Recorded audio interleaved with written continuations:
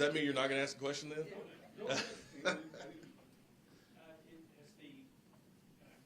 not talked to the governor at all about this since this settlement came about, is that correct? That is true. Is there any indication or any pathway, you think, for the governor to do anything more aggressive, file a lawsuit with the Supreme Court? I'm sure if he had options, he would try to do something. Again, like what everybody needs to understand, the governor's battle with tribal nations goes back long before I was mayor. This is a continuation of a political battle that he just can't get past. It started with compacts, so it started about money. Now it's about this. That's not my deal. My deal is making sure we're doing whatever we can to make sure that this city is safe.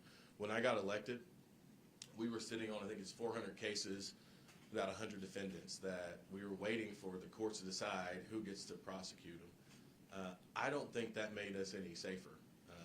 We essentially we're in a state of limbo. We're breaking that up now, and now people are being prosecuted no matter who you are. So if you get pulled over, you commit a crime, you do all those things, you're going to be held accountable in Tulsa, and then who prosecutes you is the only question at hand. And so we are enforcing the state's laws. We are enforcing our city ordinances, and we are enforcing the laws of this country, while also enforcing the laws of Indian country. And those laws, if you went back and looked, they're all the same. And where there are gaps, we're working through those gaps. And that's the work we're doing right now. So if he could do something more aggressive, I'm sure that he would. For me, again, so everybody listening understands. Supreme Court opinion, Oklahoma Court of Criminal Appeals, I believe, opinion on this deal. We didn't make this up. This is the Constitution of the state and the Constitution of the United States. We didn't make this up. We're figuring out within the environment that we're in, how do we make this city safe? It's a conversation that should have happened, led by the governor, after the McGirt opinion was issued 4 or 5 years ago. We wouldn't be here right now if that weren't the case. The governor was unwilling to do it. He didn't do his job, so I'm doing his job. He decided not to do his job by taking OHP out of the city, so I'm doing his job. At every turn, we're doing his job, and the results speak for themselves. Like I said, crime is down.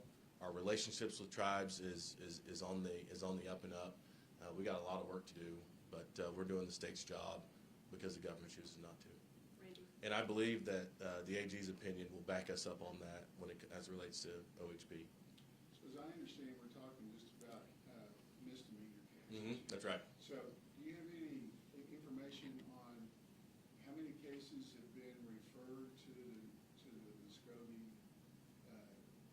courts? And whether they've been, I mean, the complaint is that, well, they get referred to the tribal courts and then they're just dropped.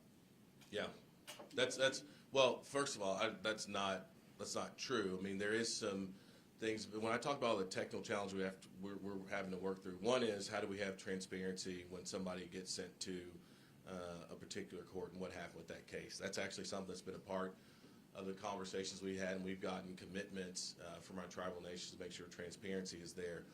But I think the other thing should also be applied to our municipal court and state courts. Not everybody who goes to see the district attorney or a prosecutor goes to jail. And so I bet if you did the analysis of both, the numbers would be somewhat similar. I'm happy for us to, I think we've publicized how many cases we've actually sent out to both Cherokee and Creek Nation. I don't have that number off the top of my head. Happy to share. But I think what's important is make sure that as we're thinking about cases that are prosecuted, that we think about that also on the state side, on our side of the city. The analysis, I think, has to be both, because what's not happening is people just don't get prosecuted. I think there's an area of transparency that we need to work through about that process. But I mean, again, I guarantee you, if you went and did an analysis of every case that's gone to the DA, they're making decisions about who should be prosecuted in certain ways, and sometimes a prosecution doesn't happen. I think that's true in every court, and I'd be really interested in seeing an analysis of all of our courts and how that's working. Time for one more question. Anything else? I was just wondering, while we have you here, if you could make a comment about the city council passing that new homeless initiative Yeah, I was really proud. I mean, look, it's a piece of a lot of things we have to do, but it's 300 folks who we're going to work to house and support, right? That's where that money is going to be going to. I got to say, I hate to bring it up, but this is another big issue. And I know there was a news story where the governor took this tribal agreement and said, this is the reason why homelessness exists in Tulsa and public safety and all this kind of stuff, which is really interesting. So I'm like, well, the guy actually must never ever drive across the state. But governor 2 years ago got rid of the state's interagency council on homelessness.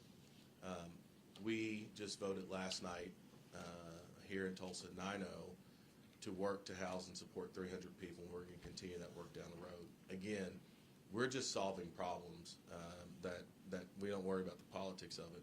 We're just solving problems out in front of us.